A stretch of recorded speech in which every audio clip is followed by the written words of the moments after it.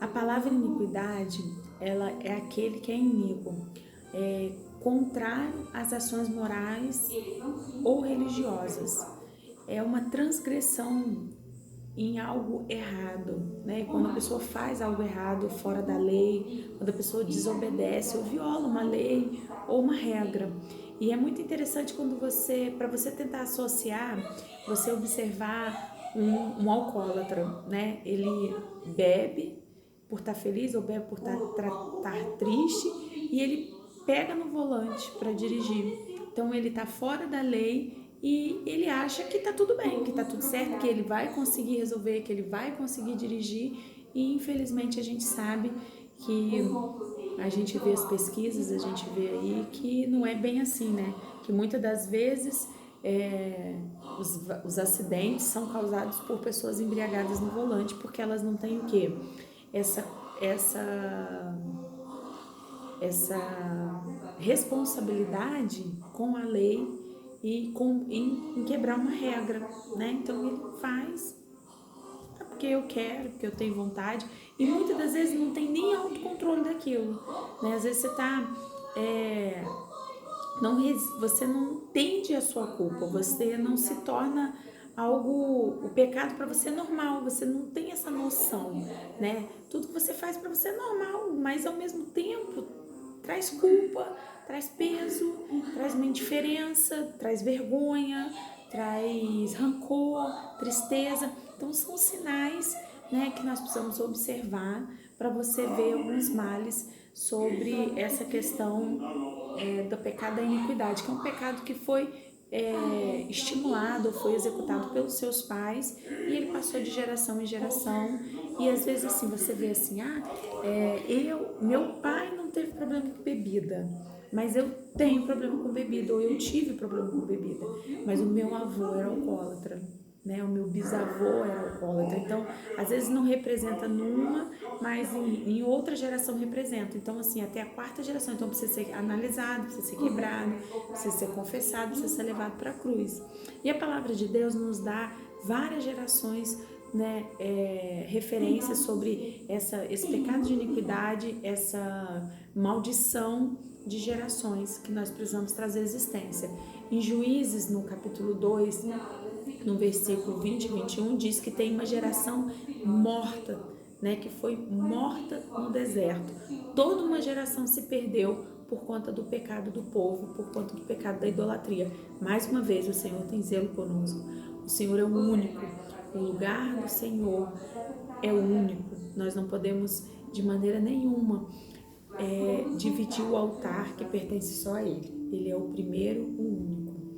Em Números 32, 11 diz que toda uma geração de jovens foi morta pelo pecado, mais uma vez, né, do povo, e o povo não se arrependia, e mais uma vez o Senhor, né, permitiu ali que toda uma geração fosse levada e morta. Em Atos 13, de 16 a 20, diz que uma geração, né, em Êxodo, para a entrada de Canaã, toda uma geração foi levada. O povo não entrou na terra prometida por conta do pecado. Em Atos 13, 21 e 22, a gente vê que Davi fez a vontade de Deus. Mas é tão tremendo quando a gente pega Atos, e eu quero que você abra comigo Atos capítulo 13.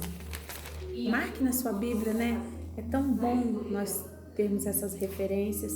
A palavra de Deus diz que Paulo e Barnabé estavam ali pregando e os israelitas e os gentios começaram a entrar em conversas, em discussões, e o Senhor disse que ele tinha destruído 7 nações em Canaã e deu a terra por herança ao povo, e tudo isso levou a cerca de 450 anos. E o povo pediu um juiz, Deus deu um juiz, o povo pediu um rei, Deus deu um rei, e Davi, né, fez a vontade de Deus, agradou o coração de Deus e trouxe uma geração bendita. E da geração de Davi, nós vemos que Jesus, o nosso ressurreto, ele vem para trazer à existência o propósito de Deus, o plano da salvação. Então, todo o capítulo 13 de Atos, a gente vê assim o processo das gerações. E é tão forte que em Atos 13, no capítulo 32, diz assim, no versículo 32, perdão. Atos capítulo 13, versículo 32. Tu és o meu filho e hoje eu te gerei. O fato de que Deus ressuscitou dos mortos para que nunca entrassem em decomposição é declarado nessas palavras. Eu dou a vocês as santas e fiéis bênçãos prometidas a Davi. Assim diz outra passagem: não permitirás que o meu santo sofra decomposição. Tendo, pois, Davi servido ao propósito de Deus em sua geração, adormeceu. E aí depois no 38 diz assim: portanto, meus irmãos, quero que saibam que mediante a Jesus Cristo é proclamado o perdão dos vossos pecados.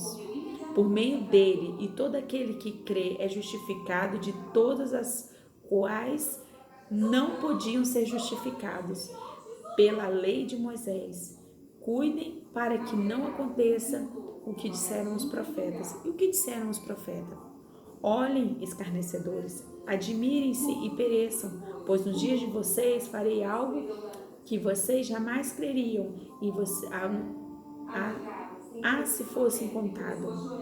Então o Senhor diz, né, que todas as gerações estavam sendo exterminadas, né, porque eles estavam abandonando Deus, né? Deus ia, se envolvia com o povo, tinha intimidade com o povo se perdia, abandonava Deus, trocava Deus por outros deuses, e assim foram várias eras, até chegar em Jesus Cristo, nosso Senhor e Salvador amado. E aí é tão tremendo que Paulo e Barnabé diz: nós não vamos ficar nas sinagogas brigando, desperdiçando o nosso falar, o nosso tempo. Então nós queremos dizer algo, né, a vocês. A palavra de Deus é para aquele que crê, né? E aqueles que são dignos da vida eterna. Está lá no 48. E no versículo 52, os discípulos continuavam cheios de alegria do Espírito Santo. Então, querido, diante de muitos contratempos, muito disse-me-disse, eu quero te convidar a crer que a palavra de Deus, ela é perfeita, ela é boa, ela é agradável. A palavra de Deus nos dá base para vivermos uma vida plena, né? E sermos cheios do Espírito Santo. E é justamente isso que o Espírito Santo quer fazer na sua vida hoje. Ele quer trazer toda quebra de maldição. E eu quero trazer para você algumas áreas, para que você fique livre, para que você fique curado, para que você venha a ser um líder de excelência. E a quebra de maldição, ela pode ter sido feita por você mesmo ou pelos seus antepassados, né? Pelo seu avô, pela sua avó, pelo seu bisavô. E é uma quebra de maldição com votos, né? A gente sabe que o catolicismo é muito presente no Brasil, então fazia muito voto. Se meu filho ficar bem, eu vou dar 7 anos para o Cosme Damião, vou fazer alguns votos, não vou cortar o cabelo, vou subir, vou andar não sei quantos quilômetros de joelho.